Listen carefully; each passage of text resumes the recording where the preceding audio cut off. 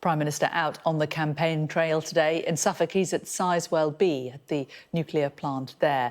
He's with journalists and he's been asked about the economic figures today, the inflation figures.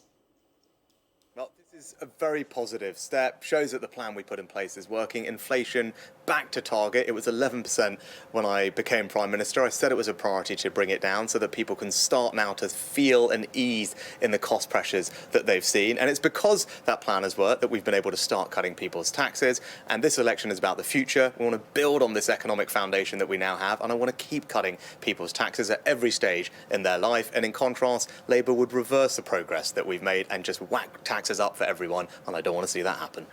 Food, energy, rent still 20% higher than they were 3 years ago. Mortgage repayments have doubled. You can understand why people might say we're just not feeling it. I know people are only just starting to feel the benefits now of inflation having eased and back to target today. And that's why it's important that we continue to cut people's taxes. I want people to have financial security. I want their hard work to be rewarded so they can keep more of their own money, spend it on the things that they want to. And that's what they'll get with a future Conservative government. Tax cuts at every stage of their life. Tax cuts for people in work as we halve national insurance. Tax cuts for small business owners, entrepreneurs as we abolish self-employed NICs. Tax cuts for a young couple trying to buy their first home as we abolish stamp duty for first-time buyers. And of course the triple lock plus to give pensioners a tax cut and protect their pension. Every single one of those is opposed by the Labour Party, and worse than that, we just saw yesterday they yet again couldn't rule out revaluing everyone's council tax bands, whacking up council tax, attacking farmers, you name it, they are going to tax it, and that is the choice at this election.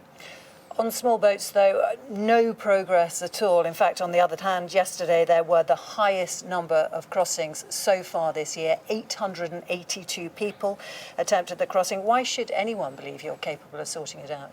Well, in the last 12 months, the numbers of people crossing the channel is actually down by almost a third. That hasn't happened before, and it shows that we can make a difference. That's what I've been focused on doing. But look, there's a choice at this election. The highest number yesterday. There's a choice. There's always going to be days which are worse than others. But the choice of this election is about how do we solve this problem for good. I've got a plan to do that, and that's about getting an incentive up and running, or deterrent up and running, removing the incentive for people to come here. It's as simple as that.